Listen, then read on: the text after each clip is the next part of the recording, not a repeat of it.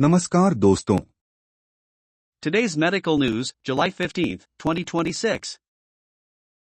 नमस्कार दोस्तों, मेडिकल और हेल्थ जगत की बड़ी खबरों में आपका स्वागत है।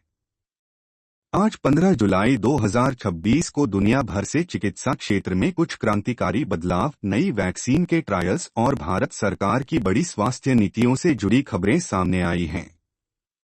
अगर आप डॉक्टर हैं, मेडिकल स्टूडेंट हैं या सिर्फ अपनी सेहत को लेकर जागरूक हैं, तो आज का वीडियो आपके लिए बेहद जरूरी है। चलिए शुरू करते हैं। एक इबोला वायरस इंसान पर पहला ट्रायल शुरू। मुख्य खबर, ऑक्सफोर्ड यूनिवर्सिटी और serum institute of India (SII) ने मिलकर इबोला वायरस के सबसे खतरनाक बुंदीबुग्यो स्ट्रेन के खिलाफ दुनिया का पहला ह्यूमन ट्रायल, इंसानों पर परीक्षण, शुरू कर दिया है। क्यों है खास? अभी तक इस विशिष्ट इबोला स्ट्रेन के लिए दुनिया में कोई भी अप्रूव्ड वैक्सीन मौजूद नहीं थी। ट्रायल की डिटेल्स, ऑक्सफोर्ड में 18 से 55 वर्ष के 50 स्वस्थ वॉलंटियर्स को यह वैक्सीन दी जा रही है। इस वैक्सीन का नाम ChAdOx 1BDBV है और इसे उसी वायरल वेक्टर प्लेटफॉर्म पर बनाया गया है जिस पर कोविशील्ड कोविड-19 वैक्सीन बनी थी। सीरम इंस्टीट्यूट ने इसके 4000 ट्रायल डोज भी सप्लाई कर दिए हैं। अफ्रीका में फैले मौजूदा प्रकोप को रोकने में यह गेम चेंजर साबित होगी।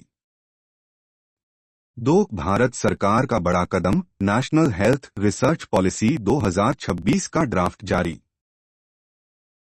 मुख्य खबर, केंद्र सरकार के department of health research DHR ने आज भारत की पहली व्यापक नेशनल हेल्थ रिसर्च पॉलिसी 2026 का ड्राफ्ट पब्लिक कंसल्टेशन के लिए जारी कर दिया है।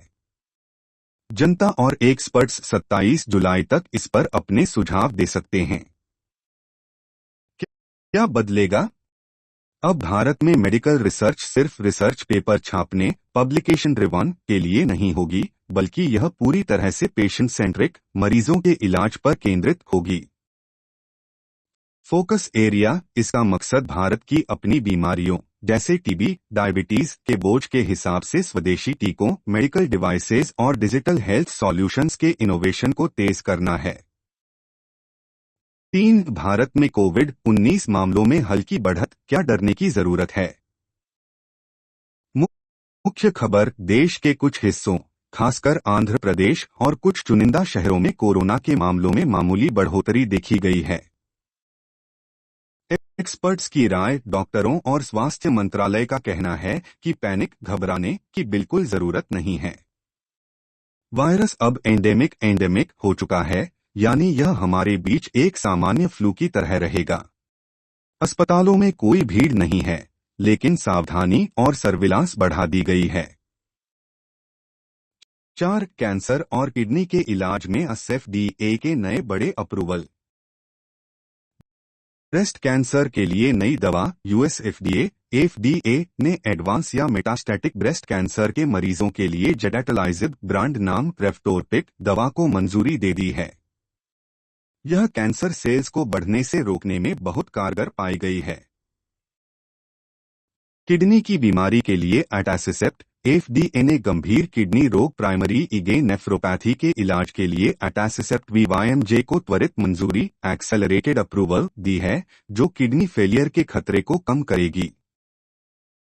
सॉलिड ट्यूमर के लिए सेल्परकैटिनिब, बच्चों 2 साल से ऊपर और वयस्कों के सॉलिड ट्यूमर के इलाज के लिए सेल्परकैटिनिब रीटेवमो को भी रेगुलर फुल अप्रूवल मिल गया है।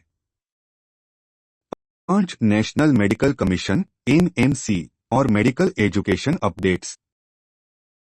MBBS की सीटें बढ़ी। नेशनल मेडिकल कमीशन NMC ने शैक्षणिक सत्र 2026 से 27 के लिए जम्मू कश्मीर और आंध्र प्रदेश में 150 अतिरिक्त MBBS सीटों को मंजूरी दे दी है।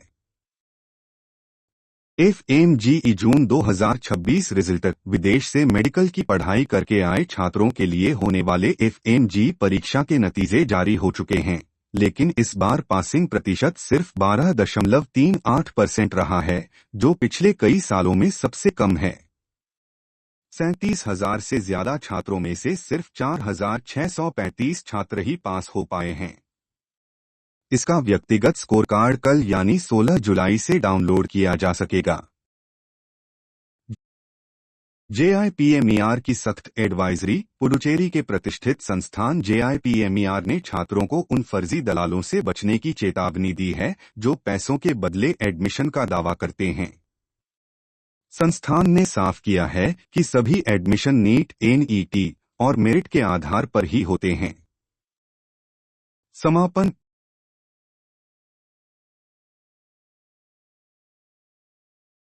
तो दोस्तों, ये थीं आज 15 जुलाई 2026 की देश और दुनिया की सबसे बड़ी मेडिकल खबरें। ऑक्सफोर्ड और भारत की सीरम इंस्टीट्यूट का इबोला वैक्सीन पर यह साथ आपको कैसा लगा? और भारत की नई हेल्थ रिसर्च पॉलिसी पर आपकी क्या राय है?